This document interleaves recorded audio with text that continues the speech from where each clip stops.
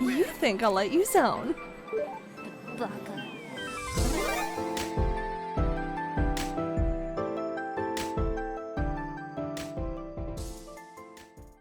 Hey guys, it's fall, but more specifically, it's October, and you know what that means. Spooky video games, or just video games that fit the horror genre that could be classified as horror themed. And what game am I reviewing today? Why, it's 2019 adventure game Little Misfortune, developed and published by Swedish studio Kill Monday Games. It released on Linux, Mac OS, and Windows on September 18, 2019, for Android and iOS as well on February 13, 2020, and for the PlayStation 4, Xbox One, and Switch on May 29, 2020. Man, it was released on everything in the span of a year, wasn't it? And if you're a fan of Kill Monday Games' other games, then be glad it's set in the same universe as Franbo. But I'm just going to warn people now that this game goes into some tough and dark topics, so I guess let's get into the trigger warning. For those who can't handle the topics now, let's see what Little Misfortune is up to this Halloween season. But before we start, you can skip to this timestamp right here because Little Misfortune is mostly a story-driven game, and I'm basically just going to be recapping the story for the most part.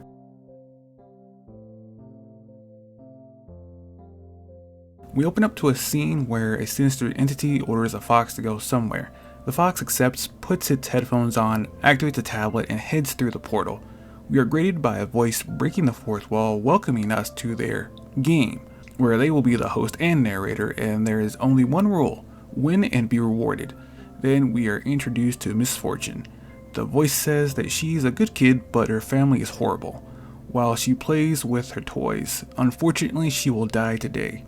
Misfortune can actually hear the voice for some reason. She asks the voice, is he inside her head? And the voice tells her, yes it is.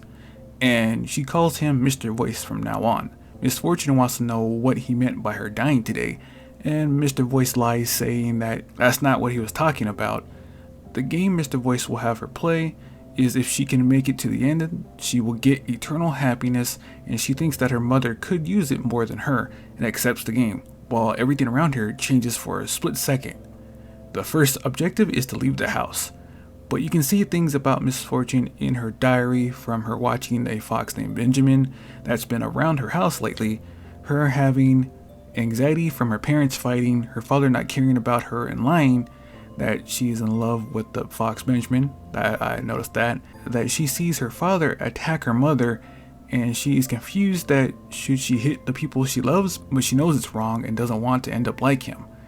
That she has a Japanese ghost friend named Hiro who has a cowboy hat and a mask, and she wants to go be a lady fox for Halloween. She gets a choice to either take a coloring book with her or leave it for her teddy bear, and she takes it. Before she leaves, she has two choices of toys to take with her, and they are important. The choices are between a unicorn and a rock, but she takes the unicorn instead. She tells Mr. Voice that her mom collects glass, and one time she broke a few but didn't tell her. She didn't find out, but she had a shard of glass in her foot for about 5 days. In the kitchen, her mother's heavily drinking and smoking, while Misfortune tells Mr. Voice they had a great dinner last night because mommy wasn't drunk, and her dad actually said hi to her. And Misfortune decides to tell her mother that she'll be going out to play. Misfortune tells Mr. Voice about the fox she sees around her house, and that they made eye contact. But Mr. Voice doesn't sound like he loves foxes, and even calls them evil and criminals. And Mr. Voice tells her one more time to win this game, and there will be choices to make on this journey. There are no wrong answers, just consequences to them. And when she beats this game, she'll get eternal happiness. As Misfortune crosses the road, the area changes once again to a hellscape with a monster, before returning back to normal. But Mr. Voice didn't see anything. Walking through the park, Misfortune meets a puppy with a party hat. She has a choice of setting it free or just playing with it. Mr. Voice tells her to use the ball. She throws it and it comes back to her face as the branch smashes the puppy. She asks Mr. Voice why does everything she touches breaks, but he just says life is just unfair is all.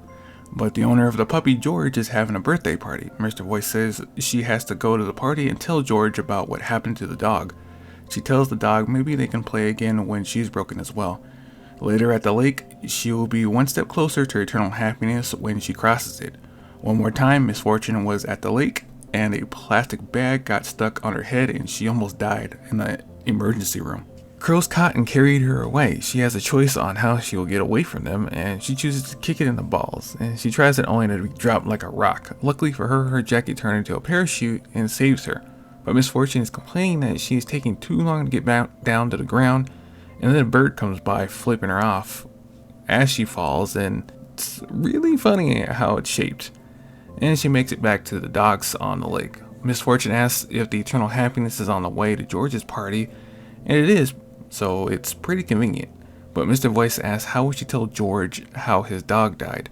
She decides to tell him because it's the least she can do for the sweet puppy. Later she finds a fish and decides to bring it with her and calls him Rodrigo. She makes it to George's house. Mr. Voice tells her she is being very brave, but Misfortune says she's just doing it for the puppy.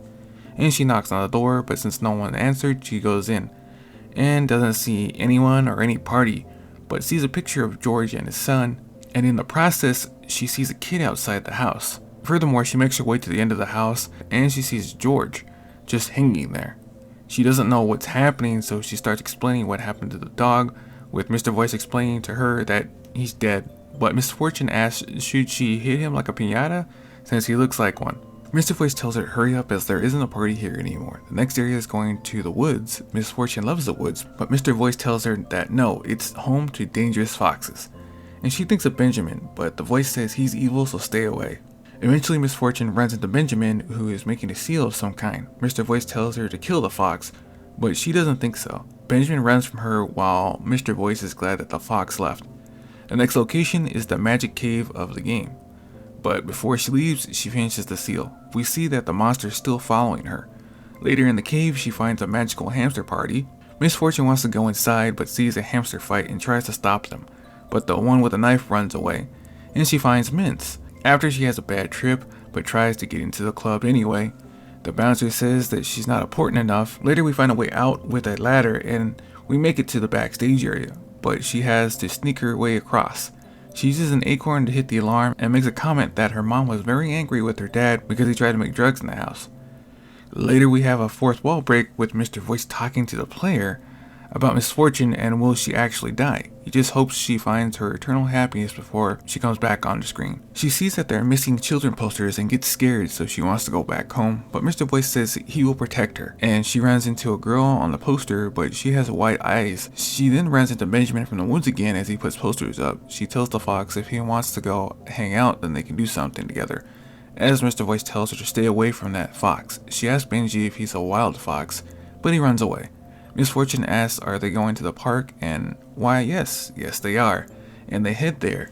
Later she asks has anyone ever beaten the game and gotten the eternal happiness, and he says yes as a crow falls out of the tree. But she really wants to win it for her mother as her sparkles don't work on her. At the park, Misfortune meets a drunk seagull, and Mr. Voice suggests she give Rodrigo to it. He eats it and spits it back out, with Misfortune horrified at what happened to her friend, so she decides to bury him later. After Mr. Voice asks doesn't she like to learn? After their time at the park, they go to the pet cemetery for the final part of the game. She answers questions along the way from Mr. Voice like, has she stolen anything? Is she happy right now? And does she feel loved? The eternal happiness is in one of the graves, and Mr. Voice wants her to dig it out from a grave with a goldfish on it.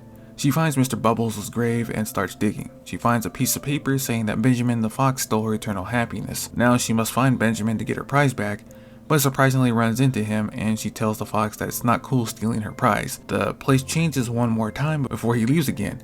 They come to a somewhat pitfall that Benjamin might hide in, and she heads down there. In the den, Mr. Voice isn't around while she looks. She comes across some fox repellent and unlocks the way. She runs into Benjamin one more time and decides not to spray him, but gets knocked out instead. Mr. Voice is pissed that she couldn't do anything right and thought this would be an easy job because he saw her eating glitter. Mr. Voice tells her that Benjamin was a bad fox, so she decides to find out where he lives. They find out that he has a cousin that lives at the zoo, so Misfortune decides to take the bus there. She doesn't know how she got to the town center by herself, but Mr. Voice said he carried her there. Misfortune doesn't believe him, as he's just a voice in her head. She guilts him into showing her what he can do, but she decides to tie her shoe instead as Mr. Voice destroys a street lamp. Along the way, she meets another kid who just disappears again. Misfortune tells a story of a place that she doesn't like because her mom would make her go get cigarettes while she goes and hugs strangers behind a dumpster. Misfortune sees that there are more missing kids on the bulletin board and gets scared, but Mr. Voice tells her not to worry as they will turn up eventually. At the bus stop, Mr. Voice asks her if she ever ridden the bus by herself before, and she isn't sure if she needs money for the bus. She finds out that kids 15 and under ride for free. Mr. Voice tells her that the ride might take a while, but she doesn't mind as Hero will keep her company. Mr. Voice doesn't believe her as she says something in Japanese. Mr. Voice says there are no such things as ghosts. At the zoo, Misfortune doesn't have a ticket and needs to get one. She says sometimes at the grocery store, her mom would show her boobs to the clerk and they would get free food, but she doesn't have those. Mr. Voice says that they might be able to get in if she can cause a diversion, and Misfortune smashes a window and runs in. Inside, Mr. Voice says the fox's cousin knows where he is, so they have to go to the wolf exhibit. She makes it to the wolf enclosure, but she can't get the letter in its enclosure, and all she wanted to do was pet it and get Benjamin's address, but Mr. Voice says they need to find a key. She makes it inside the zookeeper's office for the key to the cage. After finding the code, Mr. Voice thinks she has it upside down, but she was actually right. But who writes codes like that anyway? With that, she picks the lock to the safe and grabs the key. So she heads to the cage and the wolf just leaves her alone. But Mr. Voice is surprised that nothing happened to her. Misfortune says animals usually run from her, but there is the letter. Okay, now we know at this point the voice is the one leading her around since the wolf called his cousin evil.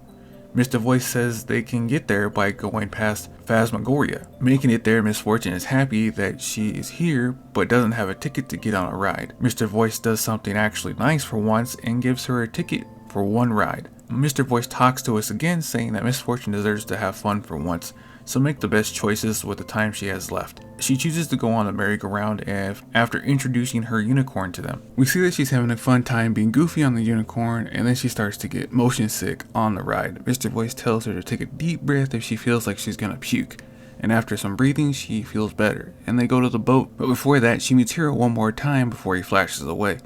Along the way, she plays some games to win prizes for the machine and gets her fortune read, which tells her something from the beyond is coming for her, and she's being lied to at this very moment, so don't trust anything. A bird flies into the machine and breaking it. She makes it to the boat where she meets a dead ferryman that will take her to Benjamin's house, or so Mr. Voice says, at the cost of 1 gold coin. She doesn't want to be attacked by pirates or the Kraken. Misfortune doesn't know what it is, but Mr. Voice is getting tired of her questions. Out on the lake, Misfortune keeps yapping and yapping and yapping to the point Mr. Voice freaks out and the ferryman jumps into the lake to drown.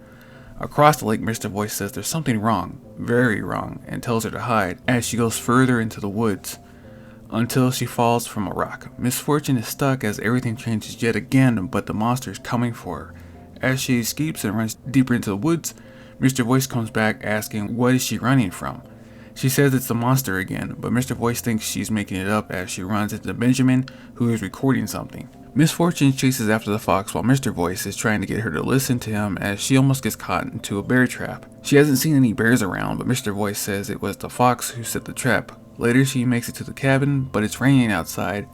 Mr. Voice wants her to check for clues in the cabin while he waits outside. Inside she finds things and the fox's diary. Misfortune finds out that Benjamin, that's his actual name.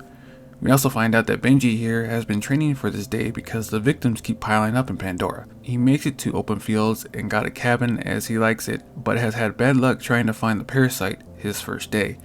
Benji sees the victims, he can't help them if they're in the parasite's game. He's very sad, so he tells his boss that they aren't coming to Sunderseed, but he did see the monster though. It just scared him. The parasite was given a code name Morgo, or P-01012222, as it has played many tricks on Benjamin.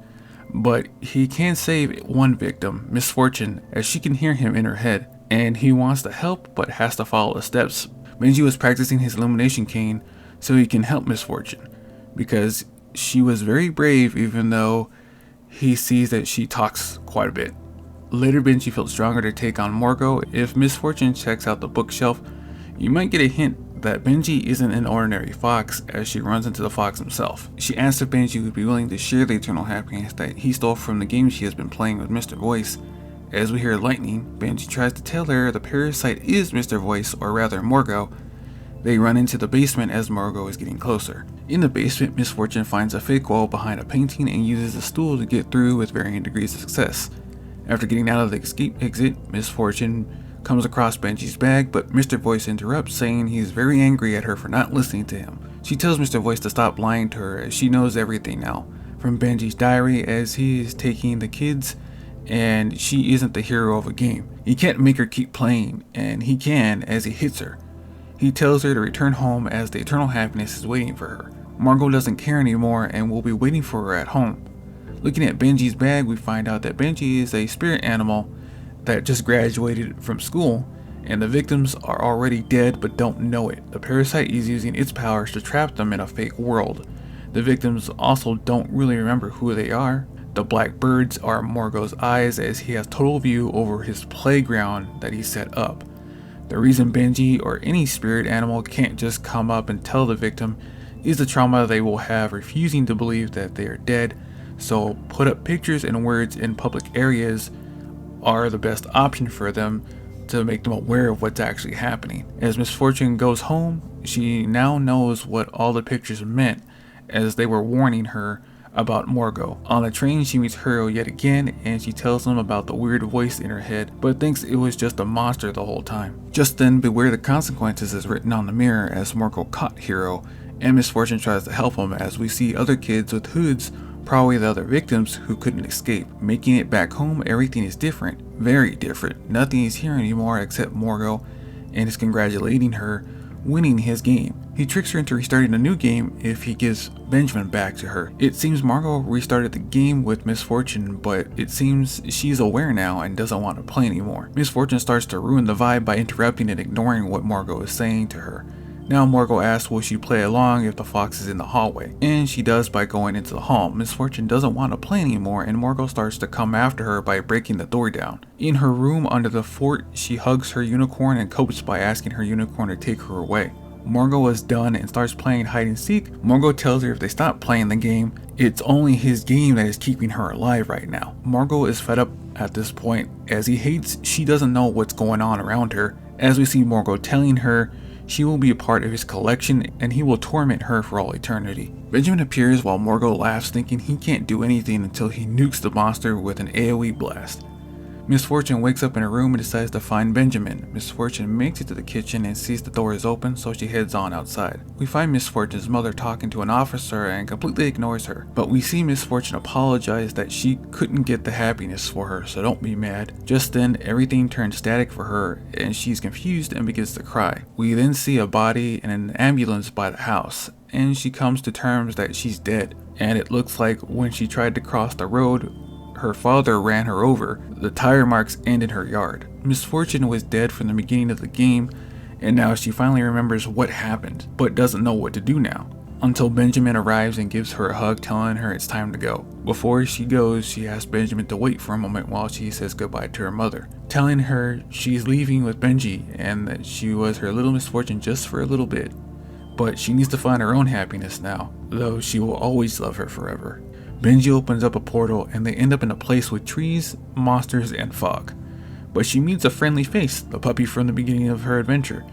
Benji and the puppy lead Misfortune through the fog. She comes to a tree with a scythe and a bell. The puppy's urging her to ring the bell, and she makes it to the door, with the puppy going in, and Benji telling her to come on. The skeleton asks who she is, and she's Lady Misfortune, and the entity tells her to come inside. They've been waiting for her, as her adventure ends. Now this was the regular ending, but if you were to sparkle everything that scared or upset Misfortune in her adventure and increased her happiness, then at the tree with the scythe, when you ring the bell, when all the crystals are lit, Misfortune will give her last gift back to her mother, which is all the happiness she gathered is given to her, to help her push her through her own sadness and start again and find her own happiness as she finally removes her mask and we see a gentle smile return.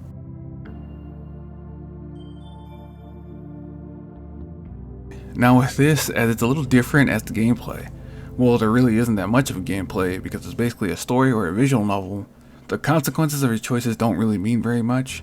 What I mean by that is that you don't get a bad end for choosing certain choices. You just get to see an alternative scene to a scenario whether Misfortune made the choice or just kept walking, like the puppy for instance. If you choose the ball option, the dog dies by branch.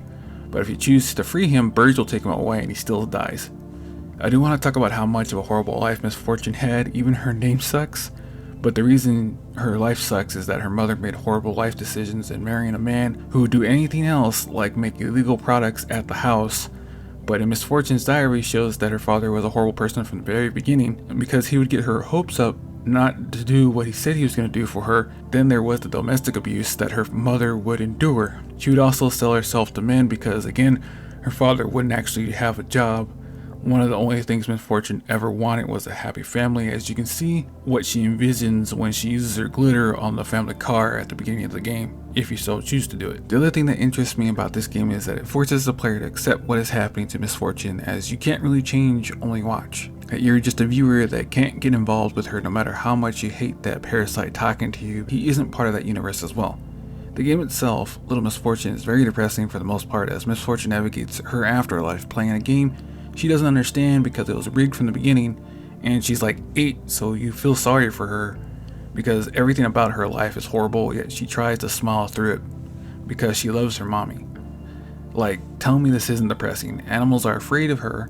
She almost died multiple times before she actually did die to child neglect, seeing her father hit her mother, and at times doesn't want to be where she is. It's so sad. Even Morgo the parasite felt bad for her, so he let her play at an amusement park before he killed her. And with that being said, I give Little Misfortune an 8 out of 10 because even though there's no real consequences to any of her choices besides seeing some dark humor, like seeing her do a bad trip on some pills or get launched from some rides, it's not really a point and click adventure game, but more so a visual novel. Though the ferryman drowning himself in the lake was pretty funny because of Misfortune, because she wouldn't stop talking. So if you can handle the multiple trigger warnings and the dark humor that it has, then it's a fun 2 to 3 hour story at like $20. But it goes on sale for like 10 usually on Steam. Buy it there if you want it a little cheaper. That should do it for this creepy video for Halloween. Get ready for the next one, as I'm trying to keep it in the holiday spirit about spooky things. But stay gold, guys, and I'll see you in the next video.